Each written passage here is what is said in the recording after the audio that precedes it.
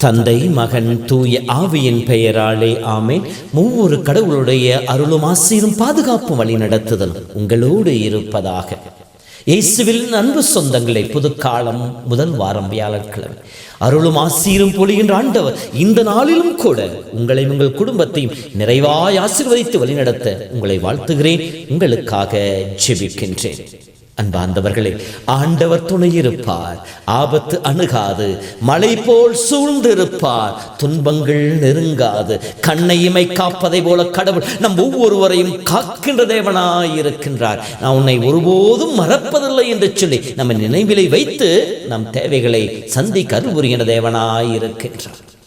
இதைத்தான் திருப்பால் 125 படிக்கின்ற பொழுது, எருசலேமை சுற்றி மலைகள் இருப்பதை போல இப்போதும் எப்போதும் ஆண்டவர் தம் மக்களை சுற்றி இருந்து பாதுகாப்பவராய் இருக்கின்றார் என்று சொல்லுகிறார். நான் உனக்கு வலிமை கொடுப்பேன், நான் உன்னோடு இருப்பேன், எவரும் உன்னை எதிர்த்து நிற்க முடியாது. எரேமியாவுக்கு திடப்படுத்துகின்றார். கிதியோனுக்கு சொல்லுகின்ற பொழுது, நீ தலைவர்கள் 6ஆம் அதிகாரத்திலே, நான் உன்னோடு இருப்பேன், நீ தனியாளாக மிதியானியரை வென்றெடுப்பாய். கடவுள் வல்லமை. விடுதலை பயனுள் 14 படிக்கின்ற பொழுது, இதோ ஆண்டவர் நமக்காக போராடுவார், ஆண்டவர் நமக்கு வெற்றியை பெற்றுக் கொடுப்பார் என்று சொல்லி நம்பினார்கள்.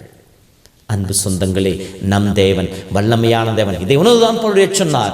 ஆண்டவர் என் சார்பாக இருக்கின்ற பொழுது, ஆண்டவர் எனக்கு துணையாக இருக்கின்ற பொழுது, எனக்கு எதிராக நிற்கக்கூடியவன் யார்? அன்பார்ந்தவர்களே, கடவுள் நம்மோடு இருக்கின்றார், வல்லமையின் கடவுள். இதோ இன்றைய முதல் வாசகத்தை படிக்கின்ற பொழுது, இந்த வல்லமை இழந்ததை இஸ்ரேல் மக்கள் உணர்ந்தார்கள். பெலிஸ்தீரோடு போர் புரிய செல்கின்றார்கள், போரிலே தோற்று போகின்றார்கள். தோற்று போகின்ற பொழுது அவர்கள் உணர்ந்தது என்ன? உடன்படிக்கை பேழை நம் மத்தியிலே இல்லை. ஏனென்றால் உடன்படிக்கை பேழையிலே கடவுளுடைய பிரசன்னம் இருக்கின்றது, கடவுளுடைய வல்லமை வெளிப்படுகின்றது என்பதை அவர்கள் உணர்ந்திருந்தார்கள். கடந்த கால அனுபவம். இந்த உடன்படிக்கை பேழை சுமந்து செல்கின்ற பொழுது யோர்தான் நதி பிரிந்து வழிவிட்டது. இந்த உடன்படிக்கை பேழை சுமந்து கொண்டு பாடிக்கொண்டு செல்கின்ற பொழுது எரிக்கோ மதில் இடிந்து விழுந்தது. இப்படி இருக்கின்ற பொழுது இந்த உடன்படிக்கை பேழைகளுடைய பிரசன்னம் நம் மத்தியில் இல்லாததுதான் அதற்கு காரணம் என்று சொல்லி இஸ்ரேல் மக்கள் நம்பினார்கள். சீலோவிலிருந்து உடன்படிக்கை பேழையை எடுத்து வரச் செய்தார்கள். இந்த உடன்படிக்கை பேழை வருகின்ற பொழுது இவர்கள் அதன் பிரசன்னத்தை ஆர்ப்பரித்து கொண்டாடினார்கள். விண்ணதிரும் அளவிற்கு அவர்கள் குரல் எழுப்பி புகழ்ந்து பாடினார்கள். இது அவர்களுடைய நம்பிக்கை. இது இஸ்ரேல் மக்களுக்கு மட்டுமல்ல, பிலிஸ்தீர்களுக்கும் பேரச்சத்தை கொடுத்தது என்று சொல்லி வார்த்தை சொல்லுகின்றது. திடீர்னு இஸ்ரேல் மக்களை பார்ப்பறிப்பதை கண்டவுடன் பெலிஸ்தீர் கேள்விப்படுகின்றார்கள். கடவுளுடைய பிரசன்னம் அங்கே வந்துவிட்டது என்பதை உணர்ந்தவுடன், இதோ கடவுள் பாளையத்திற்குள் வந்து விட்டார். பெலிஸ்தீர் நம்பிக்கை பாருங்கள். இஸ்ரேல் கடவுள் பாளையத்திற்குள் வந்து விட்டார். இவர்தான் கடந்த காலத்திலே எகிப்தியருக்கு பல்வேறு துன்பங்களை கொடுத்து இஸ்ரேல் மக்களை காத்தவர். இந்த தேவன் கையிலிருந்து நம்மை யார் காப்பாற்றப் போகிறார்கள்? அவருடைய வார்த்தைகளை பாருங்கள். அவள் நம்பிக்கை. இயேசுவின் இறைவனுடைய பிரசன்னத்திலே, இவருடைய வல்லமையிலே நம்பிக்கை வைத்திருந்தார்கள்.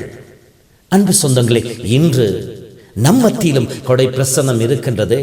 திருவழிபாடு புத்தகம் 21:3-4 படிக்கின்ற போது, கடவுளுடைய உறைவிடம் மனிதர் மத்தியிலே இருக்கின்றது, அவர் நடுவிலே குடியிருப்பார், அவர்கள் அவர்களுடைய மக்களாயிருப்பார்கள், கடவுள் தாமே அவர்களோடு இருப்பார், அவரே அவர்களுக்கு கடவுளாயும் இருப்பார் என்று சொல்லப்படுகின்றது. இப்படி கடவுளாக இருக்கின்ற பொழுது அவருடைய வல்லமை எப்படி வழிகின்றது?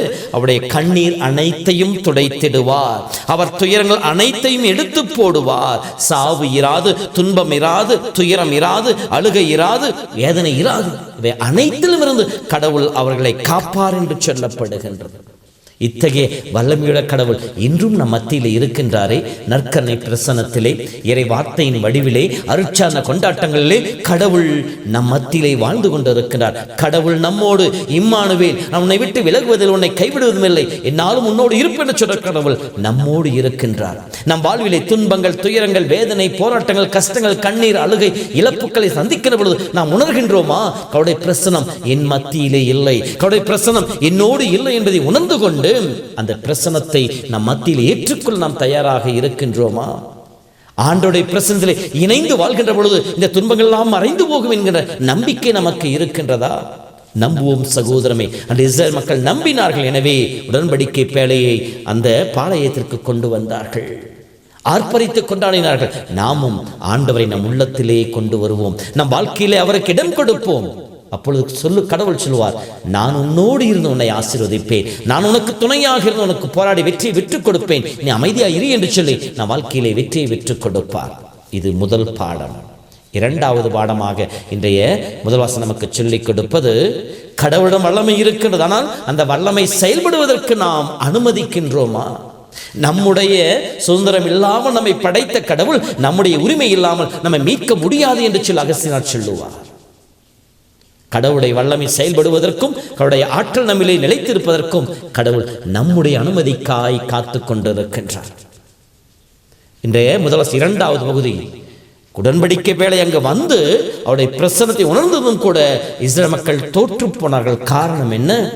அந்த உடன்படிக்கை பேழை சூழ்ந்து இருந்த மனிதர்கள், ஏலியுடைய 2 மகன்கள் ஓப்னியும் பினகாசும். இவர்கள் எப்படிப்பட்டவர்கள் என்று சொல்லி பார்க்கின்ற பொழுது 1 சாமுவேல் புத்தகத்திலே 2ஆம் அதிகாரத்திலே 27 வசனங்களை படிக்கின்றோம். தெய்வ பயம் இல்லாமல் இருந்தார்கள், தெய்வத்திற்கு மேலாக தன்னை வைத்துக் கொண்டார்கள். எனவே கடவுள் அவர்களை புறக்கணிக்கின்றார். எரேமியா புத்தகத்தில் 5:25 படிக்கின்ற பொழுது, உங்களுடைய குற்றங்கள் தான் இதையெல்லாம் நிறைவேறுவதற்கு தடையாக இருக்கின்ற சொல்லப்பட்டிருக்கின்றன. பாவம் செய்த மனிதர்கள் அவருடைய வல்லமை வெளிப்படுவதற்கு தடையாக இருக்கின்றார்கள். மற்றொரு உதாரணம் பார்க்கின்ற பொழுது, யோசுவா புத்தகத்திலே 7ஆம் அதிகாரத்திலே ஆக்கான் செய்த பாவம், இறை புகழ் பாடி கத்தி எடுக்காமல் இறை புகழ்ச்சியின் வழியாக எரிக்கோ மதிலை வீழ்த்தி இஸ்ரேல் மக்களுக்கு வெற்றி கொடுத்தவர் கடவுள். ஆனால் அதை தொடர்ந்து ஆயி என்கிற ஒரு சிறு நகரத்துக்கு எதிராக போர் புரிய செல்கின்ற பொழுது இஸ்ரேல் மக்கள் தோற்று போனார்கள். காரணம், ஆக்கான் செய்த பாவம். அந்த ஒருவன் செய்த பாவம் அந்த இஸ்ரேல் மக்கள் இனத்தை முழுவதுமாக தோல்விக்குட்படுத்தியது. முதலிலே உங்கள் மத்தியிலிருந்து பாவம் செய்தவனை அகற்றி விடுங்கள், ஆண்டவர் உங்களுக்கு விடுதலை கொடுப்பார் என்று சொல்லுவார். நம்முடைய வாழ்விலும் கூட இறை பிரசன்னமில் வந்தும் நற்கனை ஆண்டவரை ஏற்றுக்கொண்டும் அருட்சாதனங்களில் நம்பிக்கையோடு பக்தியோடு கொண்டாடியும் நம்முடைய வாழ்விலே அற்புதங்கள் அதிசயங்கள் நிகழாமல் இருப்பதற்கு காரணம் என்ன? நம் கண்ணீர் துடைக்கப்படாமல் இருப்பதற்கு காரணம் என்ன? நம்முடைய வேதனைகள் நம்மை விட்டு நீங்காதிருப்பதற்கு காரணம் என்ன? நம்மிலே வந்திருக்க கடவுளுடைய வல்லமையில் குறைபாடு இல்லை, மாறாக நம்மிலே வந்திருக்க கடவுள் செயல்படுவதற்கு நம்முடைய பாவங்கள் தடையாக இருக்கின்றன, நம்முடைய குற்றங்கள் தடையாக இருக்கின்றன. நாம் மனம் வருந்தி பாவங்களை ஏற்றுக்கொண்டு மன்னிப்பை பெற்றுக்கொண்டு கடவுளுடைய ஆசீர்வாதத்தை பெற்றுக்கொள்ள தயாராக இல்லை.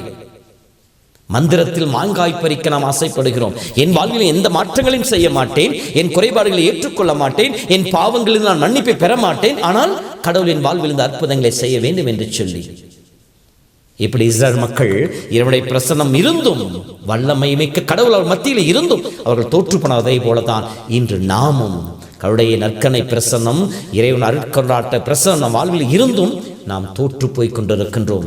நாம் கஷ்டங்களை, கண்ணீரை, போராட்டங்களை நாம் கடந்து வர முடியாமல் தவித்துக் கொண்டிருக்கின்றோம்.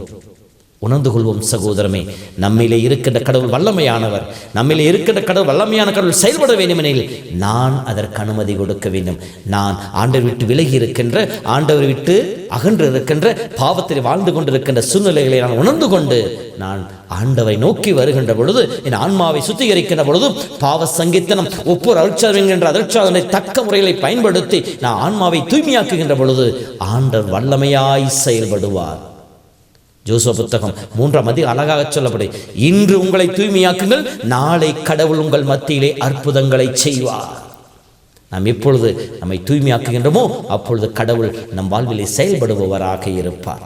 ஆகவே இந்த கருத்தோடு இந்த நாளை சிந்திப்போம். ஒருவேளை நம்மிலே வருகின்ற கடவுள் செயல்படுவது தடைகளாக நம்முடைய பாவங்கள் இருக்கு என்பதை உணர்ந்து கொள்வோமானால் மனம் வருந்துவோம், மன்னிப்பை கேட்போம். இறை வல்லமை வெற்றி கொண்ட மக்களாய், வெற்றியின் மக்களாய் சாத்தானையும் அந்தகார சக்திகளையும் துன்பங்களையும் அழுகையும் போராட்டங்களையும் துரத்தி அடிப்போம்.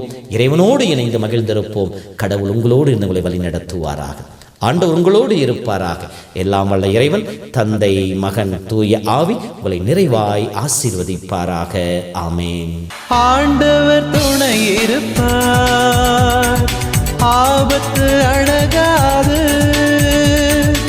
மதில் போல் சூழ்ந்திருப்பார். துன்பங்கள் நெருங்காது.